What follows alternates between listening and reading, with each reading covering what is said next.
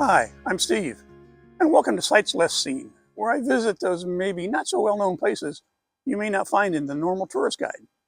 Today, I'm at the former West Virginia State Penitentiary. Built in 1866 by the prisoners themselves, it operated until 1995, almost 130 years. The West Virginia Penitentiary, located in Moundsville, West Virginia, about 11 miles south of Wheeling, is a retired Gothic-style prison that, as I mentioned, operated from 1866 to 1995. Its history once housed some of the most violent inmates in the country. Often called one of the most haunted places in America, those interested in the paranormal visit for the special events held there. The penitentiary's design is similar to Joliet State Prison in Illinois, with its stone structure complete with turrets and battlements, except it's scaled down to about half the size, which I think is very interesting, as I thought this prison was really large. In 1863, West Virginia seceded from Virginia. Consequently, the new state had a shortage of public institutions, including prisons. From 1863 to 1866, Governor Borman lobbied the West Virginia legislature for a state penitentiary, but was repeatedly denied.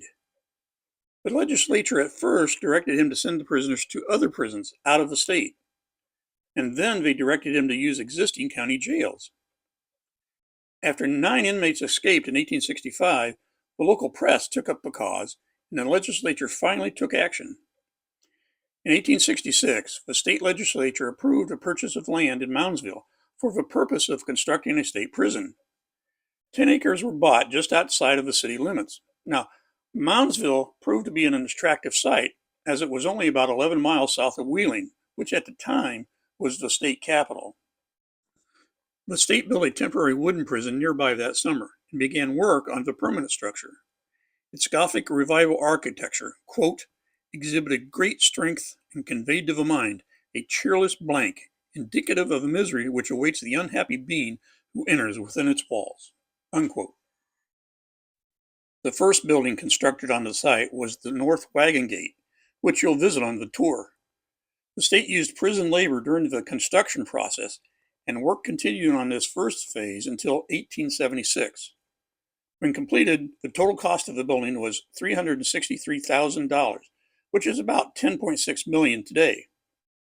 In addition to the North Wagon Gate, there was now a north and south cell block area. The south area had 224 cells, measuring 7 feet by 4 feet each. Now, step that out and imagine living in a room that size for years. And the north area had a kitchen, a dining area, a hospital, and a chapel. A 4-story tower connecting the two was the administration building. It also included space for female inmates and personal living quarters for the warden and his family. The facility officially opened in 1876, and it had a prison population of 251 male inmates, including some who had helped construct the prison. After this phase, work began on prison workshops and other secondary facilities. In addition to construction, the inmates had other jobs to do in support of the prison. By the early 1900s, some industries within the prison walls included a carpentry shop, a paint shop, a wagon shop, a stone yard, a brickyard, a blacksmith, a tailor, a bakery, and a hospital. At the same time, revenue from the prison farm and inmate labor helped the prison financially, which meant that it was virtually self-sufficient. A prison coal mine located about a mile away opened in 1921, which helped fill some of the prison's energy needs and saved the state an estimated $14,000 a year, or about $250,000 today. Some inmates were allowed to stay at the mine's camp, under the supervision of a mine foreman, who, interestingly enough, was not a prison employee. Conditions at the prison during the turn of the 20th century were good, according to a warden's report, which stated that, quote, both the quantity and the quality of the purchases of material, food, and clothing have been very gradually but steadily improved, while the discipline has become more nearly perfect, unquote. Education was a priority for the inmates during this time, and they even regularly attended class. Construction of a school and library was completed in 1900 to help reform and educate inmates. However, the conditions at the prison worsened throughout the years, and it would be ranked on the United States Department of Justice's top 10 most violent correctional facilities list. In 1973, a riot occurred with the inmates taking 3 guards hostage. Their 20 demands included better living conditions and a stop in mistreatment by the guards. The governor agreed to all of her demands, and the riot ended. In 1979, 15 prisoners escaped, one on the loose for over a year. In 1986, another riot occurred for the same reasons as in 1973, that is, living conditions and mistreatment. As a result, the prison was shut down. It was finally closed for good in 1995. In 1929, the state decided to double the size of the penitentiary due to the problem of overcrowding. The current cells were too small to hold 3 prisoners at one time, but until the expansion, there was no other option. Now, remember, the cells are 7 by 4 feet, which is 28 square feet, for 3 people. 2 prisoners would sleep in the bunks, with a third sleeping on a mattress on the floor. Once again, the state used prison labor to complete this phase of construction in 1959. Now, prisons can definitely be violent, and this one was not an exception. In total, 36 homicides, inmate on inmate, took place in the prison, most with dull shivs. Now, shivs are improvised knives made from just about anything a prisoner can get his hands on, such as spoon handles, broken glass, metal bed springs. There's actually a display in the museum showing some of the actual shivs confiscated from prisoners throughout the years. In 1983, convicted multiple murderer Charles Manson requested to be transferred to this prison to be nearer to his family who lived nearby. As a matter of fact, his mother spent time in this very prison serving a 5-year sentence. However, his request was denied. From 1899 to 1959, 94 men were executed at the prison. Now, hanging was the main method of execution until 1949, and these were open to the public until 1931, believe it or not. Then, in June 1931, Frank Heyer was executed for murdering his wife. However, the noose was incorrectly fitted around his neck, and when the trapdoor opened, he was instantly decapitated.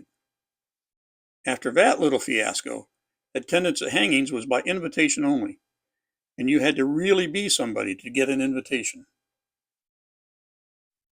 Beginning in 1951, the electric chair became the means of execution. The electric chair used by the prison, nicknamed Old Sparky, was actually built by an inmate. The last execution carried out this way was in April in 1959. Later, in 1965, the state prohibited capital punishment altogether. There are several different tours that you can take, and they are all very, very interesting. A 90-minute guided tour consists of a history of the museum, examples of prisoner art, which I thought was really interesting because you can learn the motivation of some of the prisoners and why they painted what they did, and an insight into the justice system. You'll walk through the Gothic-style building and visit the 2 visitation rooms, the rec yards, and the new cafeteria that resulted from the riot of 1986.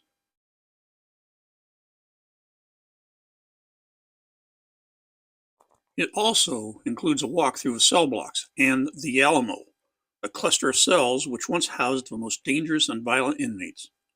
You'll also get to see Old Sparky, the original electric chair, which is still on display.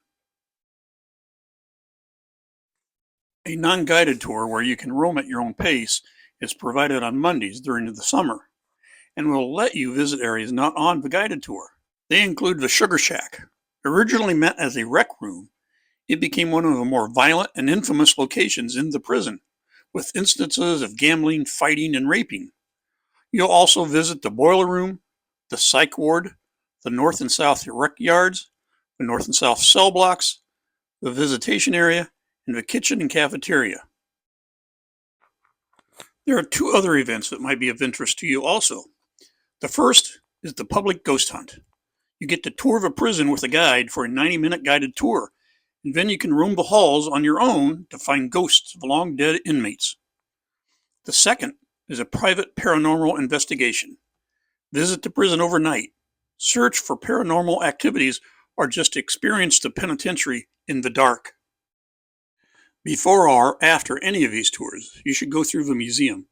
It provides an interesting display of historical documents concerning the site and confiscated items taken from the inmates, from small prohibited luxury items to a vast variety of handmade weapons. To me, it's amazing the inventiveness of inmates on the deadly weapons they can make out of just about any type of innocent-looking piece of material, such as metal, cloth, or glass. Starting as a prison with somewhat of a good regard for the inmates, it eventually acquired a violent reputation, not only between inmates, but between guards and inmates. I've never before been inside of any type of correctional facility, and so this was of particular interest to me. It is definitely worth a visit. I hope you enjoyed the video. If you did, leave a comment. And while you're here, go watch my other videos. I'm Steve. I'll see you next time on Sights Less Seen.